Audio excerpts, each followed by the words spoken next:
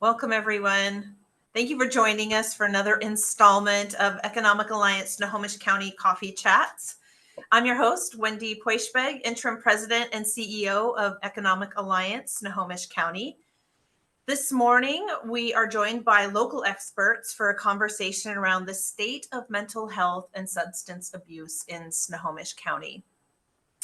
In 2022, the Snohomish County Health Department released a community health assessment, which included some staggering findings. Since 2015, the county's opioid mortality rate has almost doubled. And according to the recent data released by the Center for Disease Control, Washington had the highest drug use increase among U.S. states between 2022 and 2023. Additionally, the CHA reports found that the percentage of adults with serious mental illness has doubled since 2015. So what are medical providers, advocates, and our government doing to address these significant community needs? Well, to discuss, please help me welcoming Cami Hart-Anderson, Division Manager of Behavioral Health and Vet Services for Snohomish County, Skylar Malin, Executive Director of the National Alliance on Mental Illness for Snohomish and Island County, also known as NAMI, Snow Isle. Karen Childy, Co-Chair of the Board of NAMI, Snow Isle. Katie Gilligan, Chief Medical Officer for Compass Health. Tom Kozaczynski, Chief Advancement Officer for Compass Health. And Megan Herrencole, Program Manager of Mental Health and Wellness Services for Kaiser Permanente Behavioral Health. Before we begin, I'd like to remind all of you that this installment of Coffee Chats via Zoom you can submit the questions you wish the panel to discuss in the chat, and we will relay the relevant questions to the panel, time permitting. All right, so let's kick it off. To start the conversation with a question for Cami Hart-Anderson, Division Manager of Behavioral Health and Vet Services for Snohomish County. Cami, welcome and thank you for being here. We just shared some alarming stats for Snohomish County. Yeah. Do you have any additional regional and county specific data that you can share? And regarding substance abuse and behavioral health, I would like to see if we can set the tone for the conversation this morning. Well, thank you, Wendy. I appreciate being included this morning. You know, Washington State is considered progressive in so many ways. One area where we're not progressive is the public funded behavioral health system, behavioral health, including both mental illness, mental health, and substance use disorder. And so in Washington State, we lack a sufficient network of care so individuals can get care when they want that care and they need that care. We also lack insufficient rates. The majority of the public funded mental health system is funded through the Medicaid system, and the rates are not sufficient to keep our providers in business, to hire and to retain the most qualified individuals. And again, it's a fee-for-service system. So if somebody doesn't show up for an appointment, that provider doesn't get reimbursed, even though they still have their staffing costs and all those related costs. So starting with our state system, we have some challenges, and that impacts all counties in Washington State, all 39 counties, and included in that is definitely Snohomish County. So opioid addiction is overrunning our country, our state, and our county. And in 2023, the preliminary findings show that over 270 people, at least 270 people, died as a result of an opioid overdose. And of course, it's likely that number is higher than that as we look at the data. Also in Snohomish County in 2021, just over 48% of our adults indicated they had one bad or poor mental health day out of the last 30 days. And a poor mental health day is described as a day when you weren't able to cope with the stresses of life, with work, with family, with school, those type of things. Another statistic that's very concerning to everyone in our behavioral health field is that in 2022, the data indicated that 5.8% of the Snohomish County residents or adults were believed to have a serious mental illness. Now, when you compare 5.8% of our adults in our county to the state average is believed to be 3.8% of adults who were experiencing a serious mental illness for that same time period. And so, yes, like you mentioned, Wendy, the challenges are significant in our state and in our county. The last piece of data I'd like to share is that suicide is the second leading cause of death for Washington teenagers between 15 and 19. And of course, when you're talking about the younger people, it just tears at your heart even more. So those are staggering numbers. And I imagine, I'm thinking about also how you talked about the fee for service. And we have these folks that are already challenged, they're already vulnerable, and that you're providing, you're ready, standing ready to provide the care. But if you're going through a mental health episode, maybe getting out of bed or getting to help get your treatment is, not, you're not getting there. And so, here, I don't have the words because I'm just thinking, oh, it seems so unnecessary when you have all of the staff that is ready. And how do you address that? well, the challenge is that because of that, our public behavioral health system in the state of Washington was on the edge before the pandemic.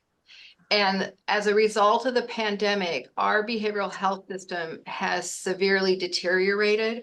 Our community partners, Compass Health is on our call today, but Catholic Community Services, Sunrise Services, Evergreen Recovery Centers, Therapeutic Health Services, all of our providers, CMAR, they're all struggling because they can't pay the wages that the for-profit providers are able to pay.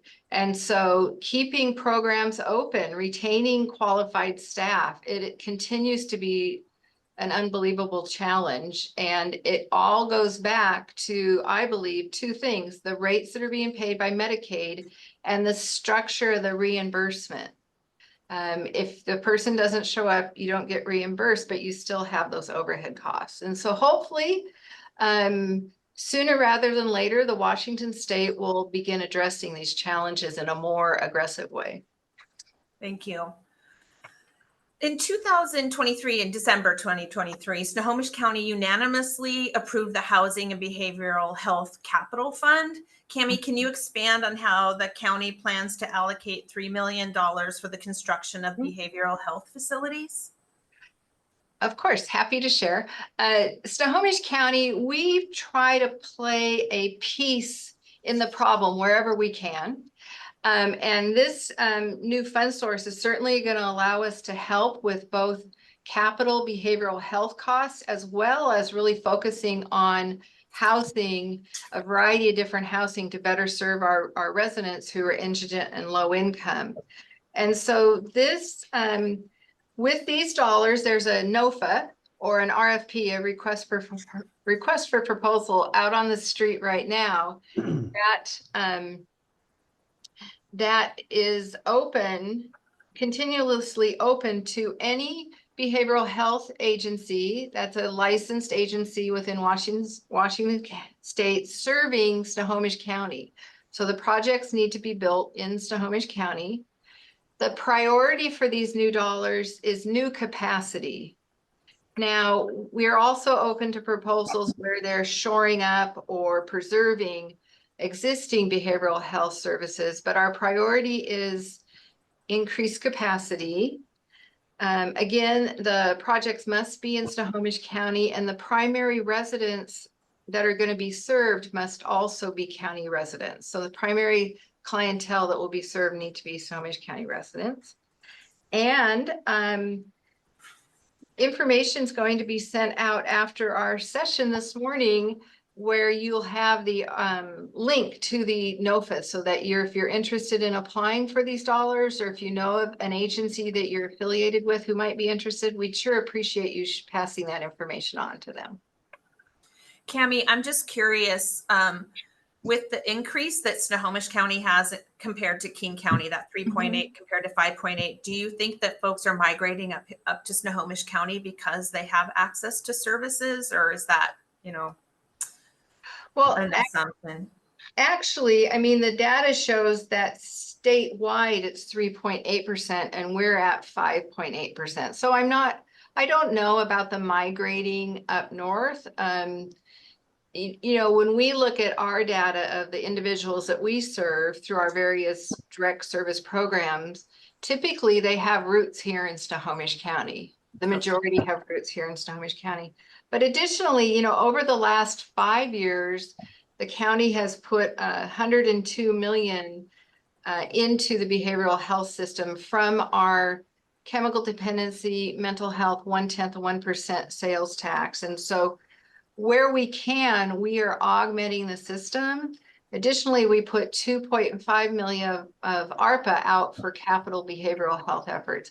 But again, we can fill in some missing pieces, but we need that overarching state system to be able to better meet the needs.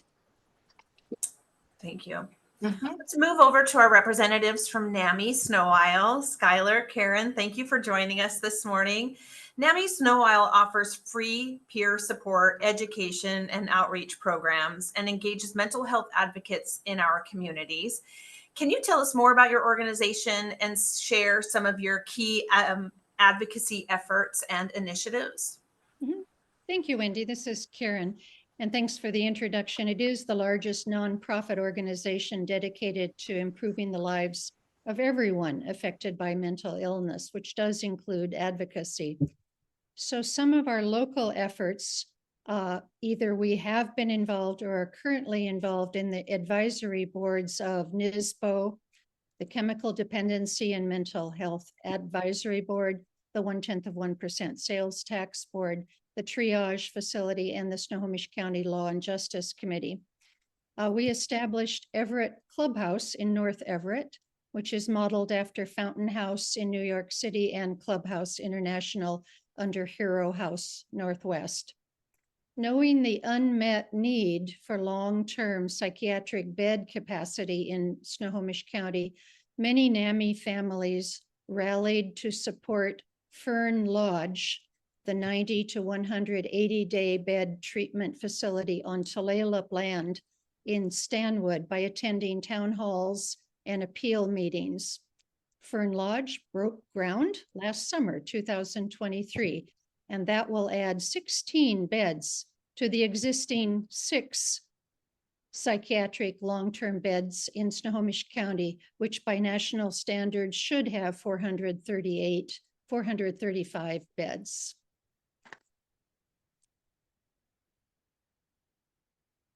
And would you like me to continue about outreach and education, Wendy?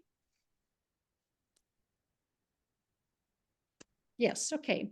So besides these peer-driven, which really makes us unique, peer-driven classes, support groups, and presentations, all of which promote awareness, reduce stigma, increase empathy, and normalize the challenging experience of mental illness. For the past 12 years, we have also taken part in crisis intervention team training, which helps first responders improve their interactions with people experiencing a behavioral health crisis. And thanks to Police Chief Dan Templeman's commitment to having 100% of the Everett force trained, we are one of 3 cities in Washington state to reach this goal. Participants in all of these programs, which you can see on the slides, describe the classes and the content and contact with other families as life-changing. Our only fundraiser is a Kirkland Walks, which also functions as an awareness program. What is the impact of our program?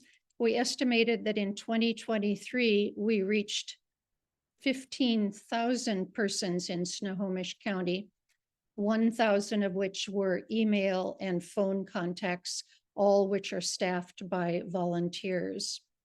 How can you help? We almost need volunteers more than funds. So if you can become a member, this raises the credibility of our numbers to important agencies like county council and state legislators. You can advertise our social media. We're a low budget organization. You can download our brochures and flyers to share. Add your name to our Beacon newsletter mailing list and stay informed with advocacy alerts. How about on an individual level? Bravely share your own experience of mental illness. I'm looking at this group, which now has passed, I think, 200 participants. So just in our group alone, 1 out of 5 of us is dealing with a mental illness in any given year.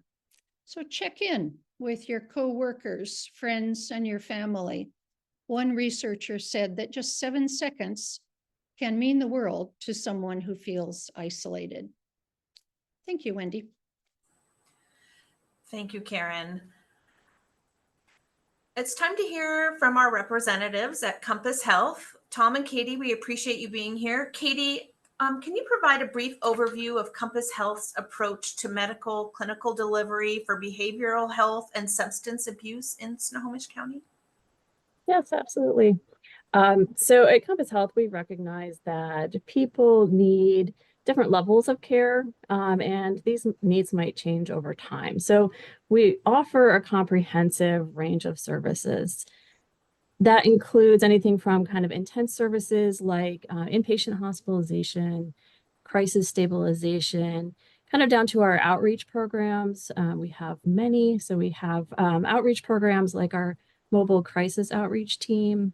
We have our assertive community treatment team, also known as PACT. We have teams that will exclusively go to people's homes when they're living in adult family homes. And then kind of on the less intense side, we have kind of traditional outpatient programs. And the goal is to be able to kind of seamlessly transition people from one level to another if needed. We also recognize that without stable housing, everything is more difficult, especially prioritizing your health. So Compass Health has invested in low barrier housing, like Andy's Place, and we have a residential treatment facility in Edmonds called Aurora House. And Cami mentioned the workforce challenges, which are ubiquitous and difficult. So we have a lot of teaching programs. So we have interns that come in. They're usually social work students getting their supervision hours, understanding, the work. We have nurse practitioner students that come in, and just recently we partnered with WSU Medical School, and we have medical students now coming to Compass Health. That's a lot. Thank you. It is a lot. Yeah. So a new $68 million Compass Health facility is currently under construction in Everett, and you guys are making amazing strides, I have to admit. Tom, can you provide our audience with an update on the progress of the Broadway campus redevelopment project? Yeah, certainly, Wendy. Thanks for the question. Thanks everyone for being here. Just really quickly, and to go off script just this for a second, because it does paint the picture a little bit more fully as far as capital projects at agencies like Compass Health. Cami was spot on around the fee-for-service questions and about appropriate payment models for agencies like Compass Health. So I put it in the chat, and I just wanted to put a plug in. If you've not heard of certified community behavioral health clinics, CCBHCs, I really would encourage you to do some research after the call, because they are critical as far as the advocacy efforts that Compass Health is engaged in to change from this fee-for-service model to a prospective payment model, which would really allow agencies like Compass Health to finally be compensated correctly for the work that we do in the community. So I don't want to take up too much time, but all that to say is one of the reasons that it is so challenging for agencies like Compass Health to undergo these type of major capital projects is because the current financial structure, between 80 and 82 cents of every dollar goes to hiring and paying and retaining staff. So that remaining 18 cents, it's pretty hard to do projects like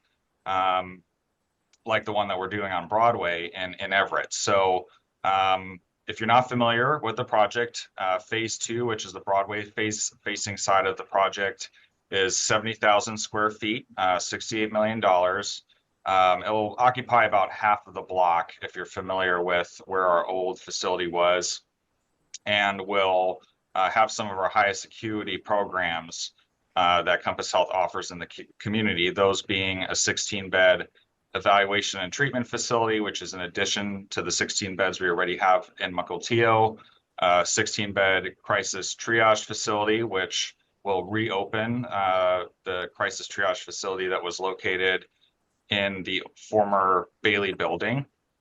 Our program for assertive community treatment, which Dr. Gilligan touched on, our intensive outpatient program, and our expanded community services, which serves individuals living in adult family homes. All of that combined, we're looking at serving about 1,500 people with over 35,000 points of care in the year. So that really, paints the picture of how frequently we're interacting with individuals in these programs. I will mention that the ENT is an involuntary program, and the crisis triage facility is a voluntary program, of course, with various stipulations if individuals are going to go into that program. As far as the status of the project, if you've driven by, you are aware that the old facility is gone, and walls for the new facility are going up. It is a 3-phase project currently, as it's currently slated. The first phase was Andy's Place, as Katie mentioned, 82 units of supportive housing. And then phase 2 is the clinical and medical side of it, the first phase of that project, as far as returning clinical and medical programs back to that campus. As far as funding's concerned, we have a big subset of funders from federal, state, local. Cami had mentioned the RFP, certainly something we are looking at very closely for obvious reasons. And then there's a pretty significant capital campaign portion. I will mention it's the first ever capital campaign that Compass Health has participated in the community. It's $14 million of the total cost of the project, and we're just over $12 million in that campaign. So very close to the finish line, and just trying to wrap that up. But a big thank you to some of the state representatives and local representatives that I see on this call for supporting the effort. And we're still on track for a mid 2025 opening. Work with some fantastic partners throughout this entire process to manage the project, and they're just doing excellent work to make sure that the facility is open. And I will mention, if you've not seen what the new facility will look like, I encourage you to go to our website, compasshealth.org. I'll pop it in the chat afterwards as well, specifically the project website, so you can take a look at the renderings of the facility. Tom, do you want to touch on any of the expanded programs that will be offered at the new Broadway campus that are helping to reduce the strain on local resources, such as jails, emergency departments, and other state facilities?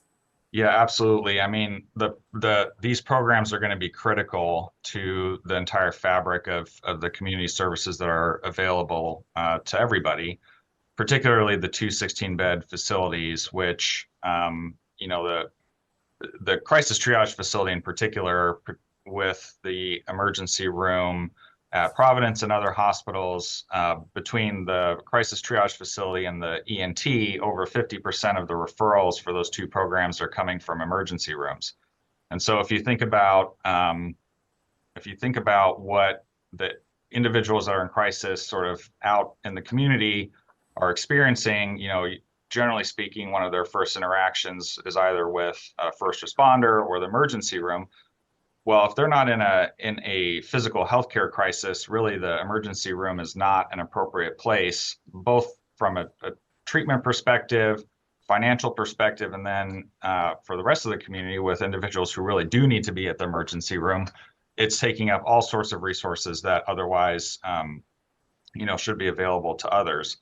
And so those programs are critical to make sure that we have the services available at Compass Health with staff that can serve people in a mental health crisis and do that in a facility that is custom built for that. So all of our other partners can be focusing on the things that they should be doing.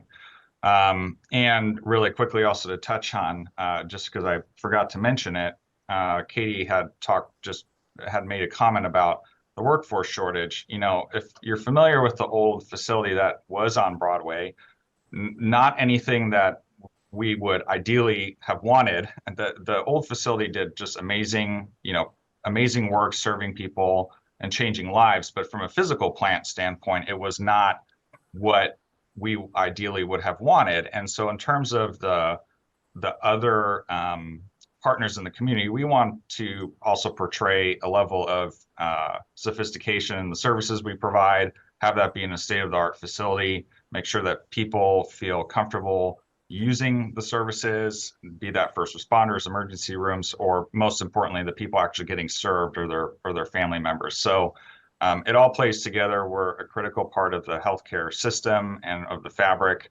of the community. And so, yes, those programs, particularly the beds, are going to be critical to our other partners in the community to make sure that they have access to those services and can do so as quickly as possible. Thank you, Tom. Switching gears, let's now speak to our representative from Kaiser Permanente, Megan. Thank you for your time this morning. Can you start by providing our audience with a brief overview of Kaiser Permanente's mental health and addiction treatment services and how they are tailored to meet the needs of individuals in Snohomish County? Yeah, thank you. So our integrated mental health approach, we don't believe in a one-size-fits-all. So our mental health clinicians work closely with patients to tailor whatever treatment will look like to their specific needs. So that could include individual assessment, treatment planning, medication management, crisis intervention, evidence-based group programs, intensive outpatient, inpatient services, health education classes, self-care tools. And so in addition to all of those services that we offer internally for mental health, we also have really strong contracts with Headspace Care, Two Chairs, Mindful Therapy Group, Magellan, and Calm. And so we're really focused on early detection. A lot of our mental health screening starts in primary care even. Personalized treatment, patient empowerment, working towards reducing stigma and fear, and creating better outcomes for patients. And so in Snohomish County, we have our Everett base, Linwood, and Smoky Point, and there are mental health clinicians at each of those locations.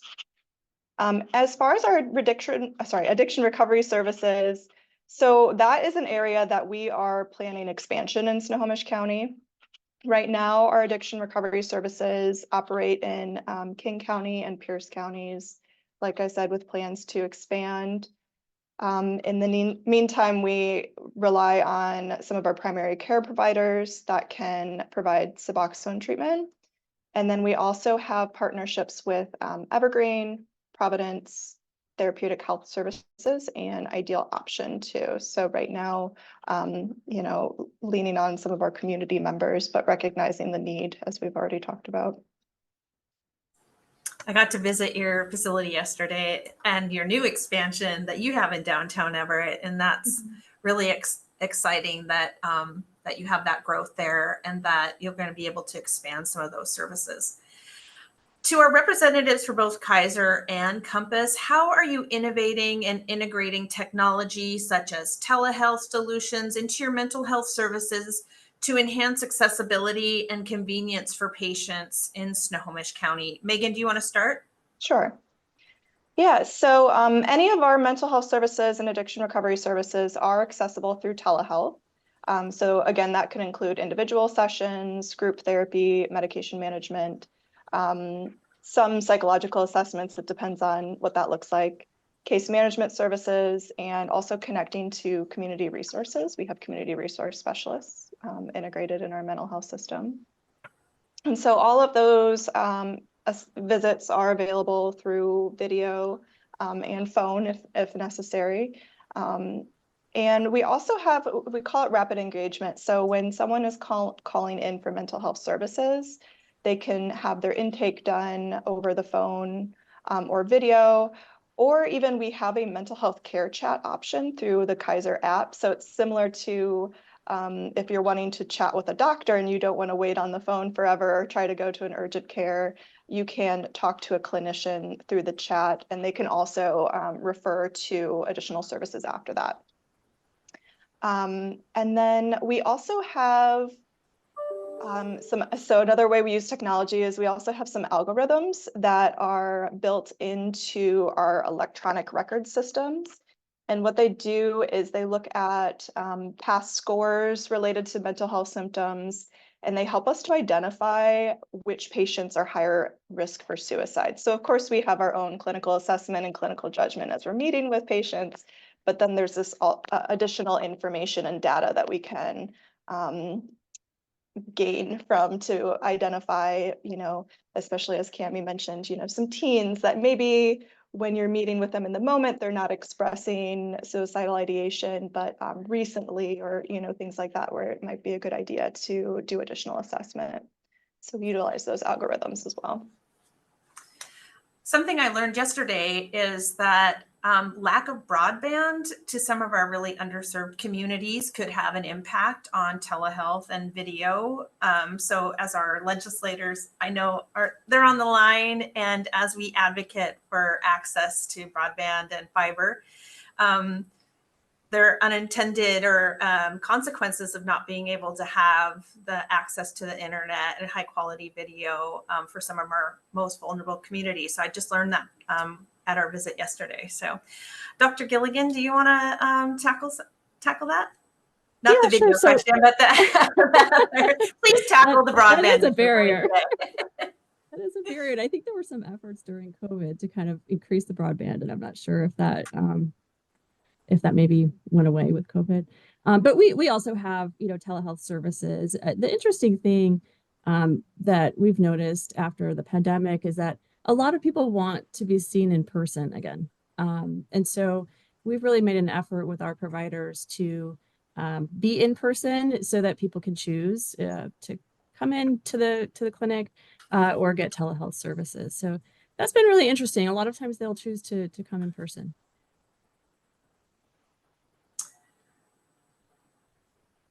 Okay, we're going to open up the remaining questions to the entire panel. And the first one is, why are localized resources and treatment options so important for communities? Karen, can you tackle that one first? Yeah.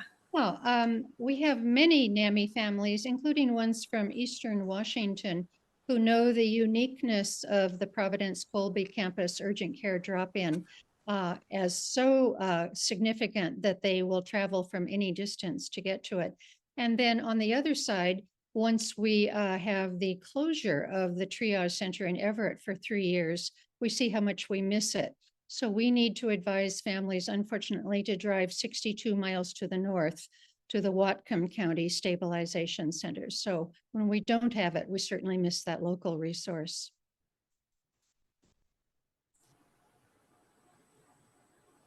And I'd also like to add, how many of us on this meeting today, on this Zoom call today, want to drive into Seattle, right, for healthcare? And so imagine that you're struggling to maintain a job that may only pay minimum wage.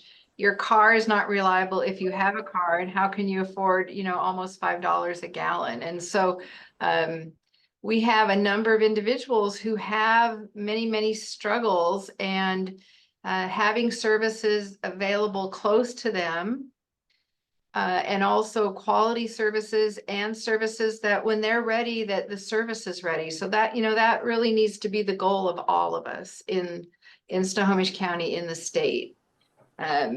Not needing, don't get on a bus and have to transfer 3 times while you have 2 young children. We can all certainly put ourselves in their shoes, I'm sure.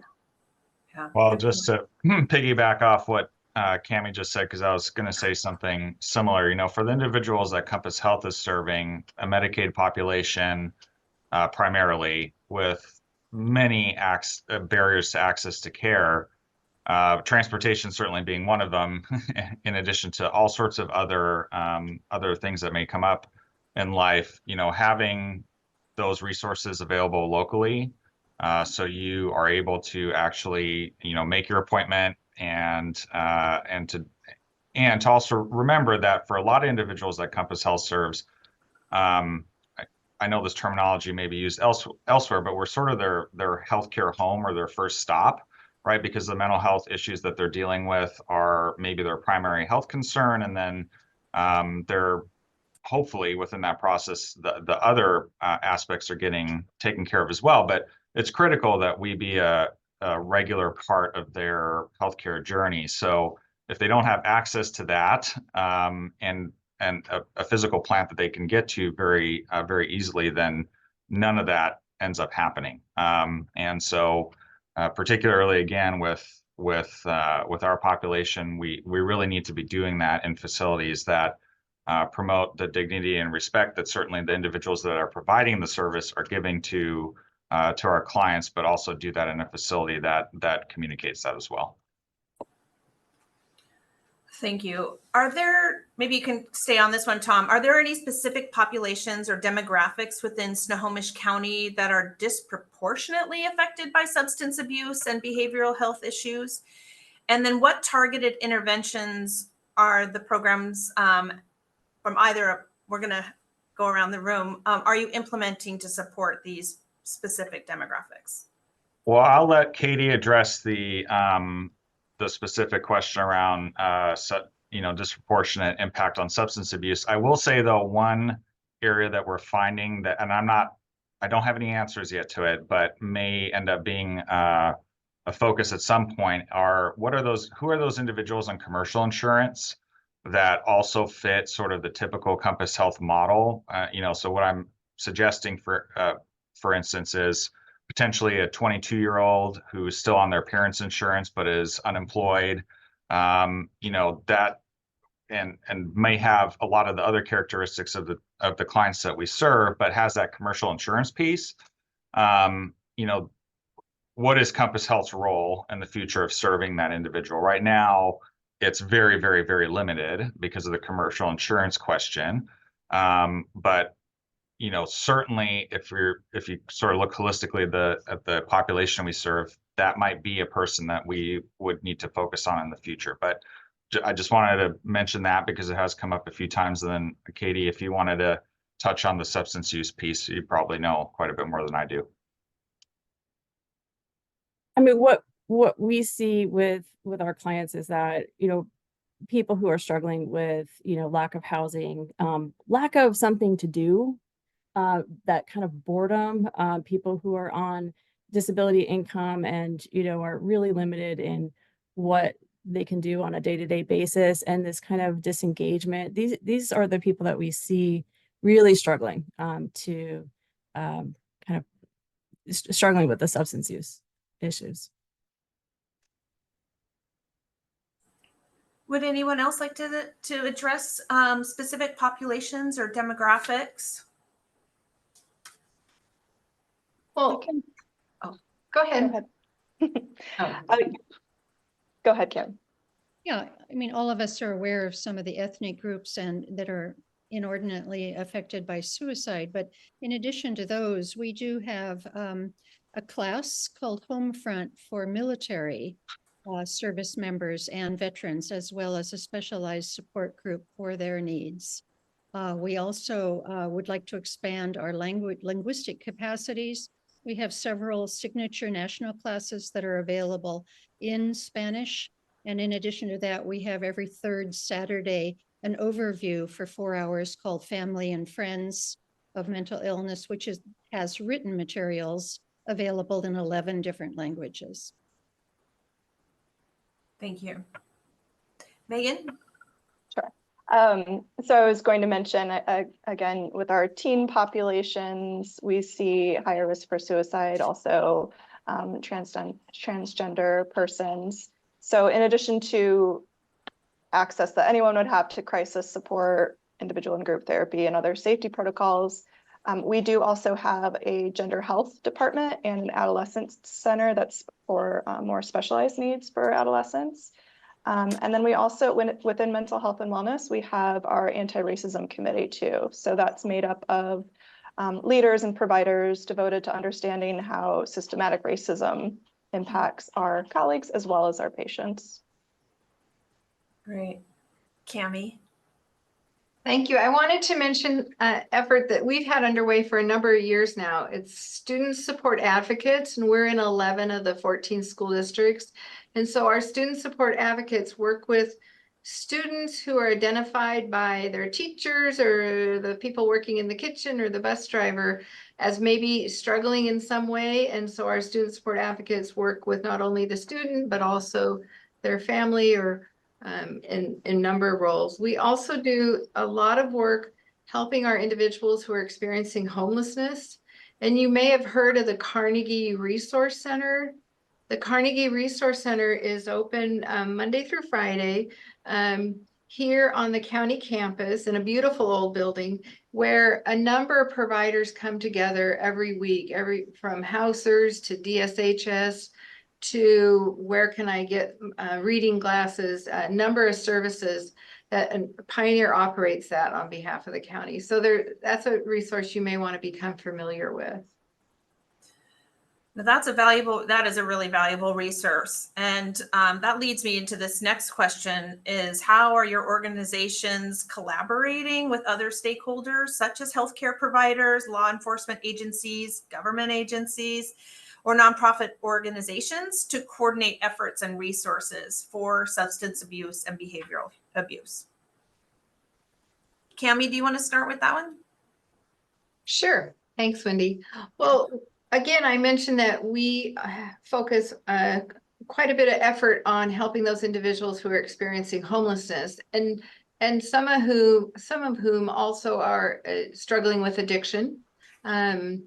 And so how do we coordinate that? Well, we work in partnership with law enforcement, as does Kelly and her team with the Everett Police Department.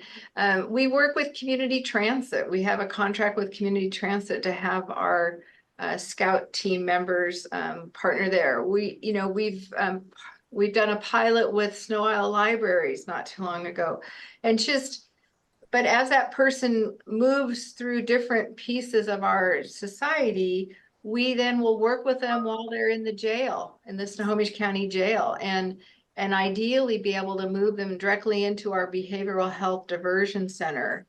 And the diversion center that the county funds is essentially a launching pad for those individuals who are partnering with co-responder teams and they're ready to make that change. So when they're ready, and the team is working with them, they can come into the diversion center, the behavioral health diversion center, and get that support while they're getting signed up for an inpatient bed, completing the assessments, dealing with any medical issues. So we are so fortunate to have multiple co-responder teams in our county, as well as a very active outreach coalitions. I think it's making a huge difference.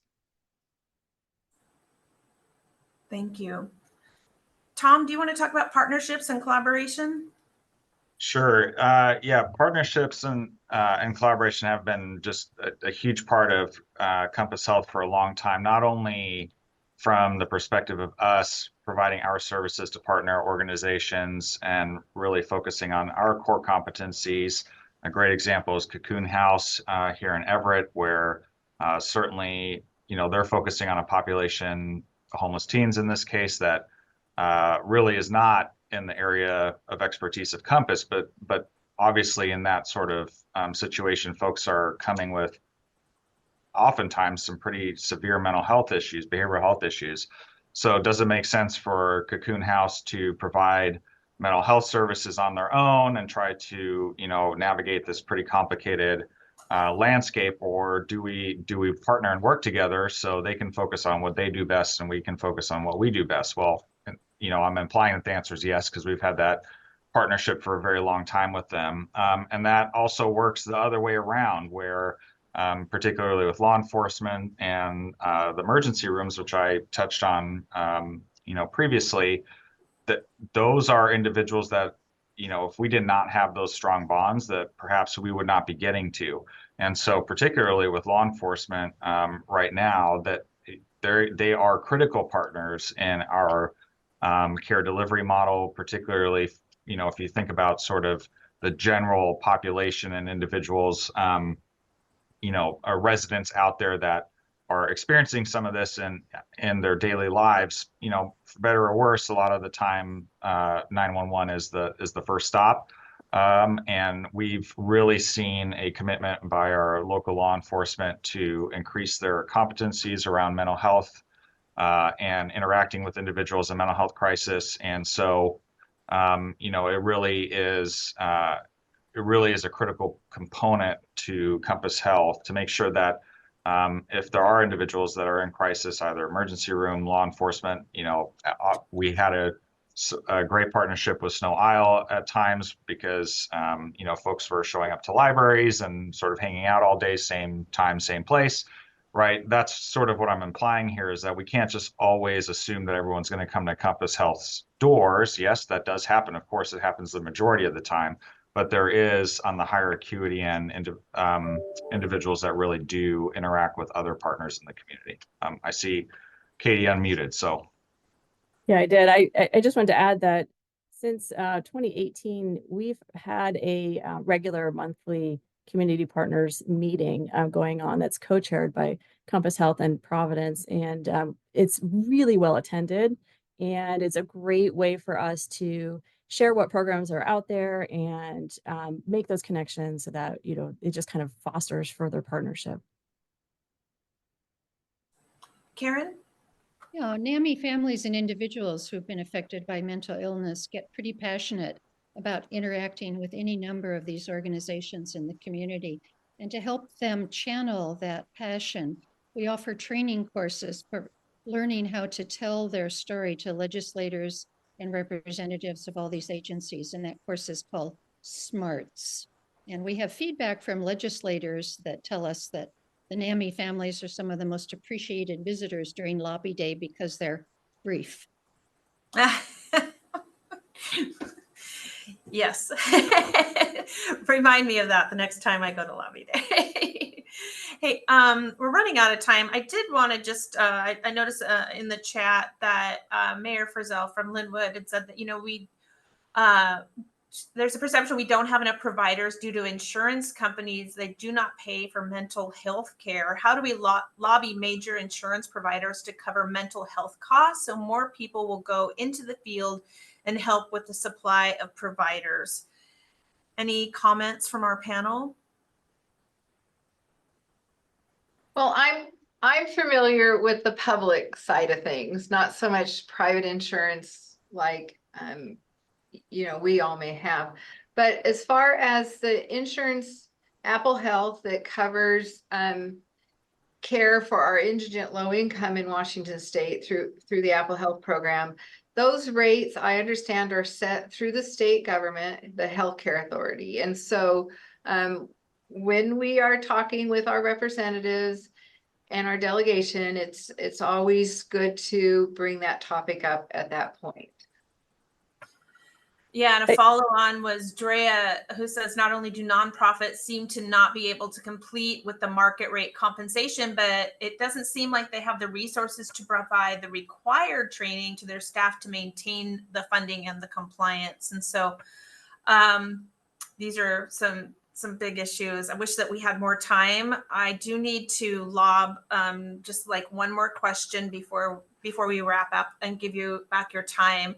Could each of you touch on a key priority or a focus area for your program in the next coming years? And I'm going to go to Karen first. Well, nationally, NAMI is promoting really simple goals. People get help early, people get the best possible care, and people get diverted from the justice system involvement. In Washington State, NAMI members and our lobbyists promoted and prioritized 5 different bills, 4 of which were passed. And as a result, we have someone to call, somewhere to go, a place to be for youth, and a place to be for adults. Thank you. Next, Megan. Yeah. So with Kaiser Permanente, we're making strides in improving access for patients, but demand is still really high for mental health and substance use. And as we've, seen in the chat, need is still there, not enough providers. So our priorities continue to be improving access to quality care. So, getting the ability to get in as soon as possible and then be seen on a regular basis. And that lines up with the patient experience too. So access and patient experience is strongly intertwined in pretty much every project that we do right now. So those are our major priorities. And then Tom. Well, this one's easy because it was one of the last things we talked about. It's the advocacy for the CCBHC model, because if we do not move to a prospective payment model and away for fee-for-service, we are never going to be able to compete with other providers in the community. We're not going to have the financial resources available to, to hire and retain staff in the community and to do all the other things that we need to do. So in a state where fee-for-service is higher or disproportionately higher than other parts of the country, and I will mention 12 states have already moved to the CCBHC model. This can certainly be done here in Washington State. And by the way, CCBHC includes adding physical healthcare and chemical dependency as part of our mix of the work that we do here at Compass Health. So critically important and something that if you're not familiar with, really encourage you to take a look at. I'll pop in one more resource in the chat here before we sign off. Great. Thank you very, very much. Cami, I don't want to leave you out. Do you have anything to share about your priorities? Thanks, Wendy. Well, one priority for the County Human Services Department will continue to be, especially with some new resources, to expand housing options, the whole spectrum of housing for indigent individuals, low-income individuals, supportive housing, shelter. So that will continue to be a priority, but also with almost 300 residents of Snohomish County dying from opioid addiction overdose in 2023, we are going to continue and beef up our efforts to educate around opioid dependency, and that includes training and providing Narcan as far and as wide as we can, because you could have a family member, you could have a teenager mowing your yard, you just don't know. You could have an elderly person who's taking pain medication and forgot that they'd already taken their dose for that day. So if we could all just have Narcan, imagine the impact that we could have. Thank you. Katie, do you want to add anything or? I just wanted to add that, along the same lines, one of the things that we're looking at is kind of beefing up our substance use disorder treatment services, including kind of contingency management treatment for methamphetamine use. And then we're always working on recruitment and retention, always. Okay, recruitment and retention as well. Okay, we can help with that. Okay, thank you to our panel of experts for joining us today. For those who registered for today's installment of Coffee Chats via Eventbrite, check your inbox later today for a list of resources from the discussion, as well as a link to the recording. And I saw some folks in the chat were looking for lists of resources, and we'll help compile that and get that out to our folks.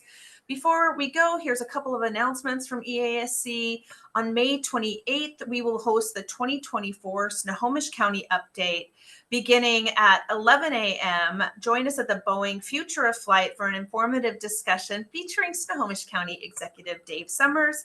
He will be joined by business leaders from Boeing and Amazon for a conversation exploring economic development trends and the innovations shaping the future of Snohomish County. Scan the QR code or visit economicalliancesc.org for more information. And this registration includes lunch. And then on November 7th, put a pin in this date, our North Puget Sound Contracting Conference will return to Angel of the Winds Arena. If you're a business owner interested in learning about opportunities to sell your products or services to prime contractors and the government, this event is for you. Meet with prime contractors and government agencies looking to do outreach to small and diverse businesses during this North Puget Sound Contracting Conference. Discounts are available to federal agencies and veteran-owned and OMWBE certified businesses. Scan the code or come to our website for more information. So to conclude, please get your coffee mugs ready and let's adjust to the gallery view so we can see all of your faces. Please raise your coffee cup and cheers to a really great and informative discussion this morning. Thank you for tuning in and I will see you next time. Cheers. Thanks, everyone.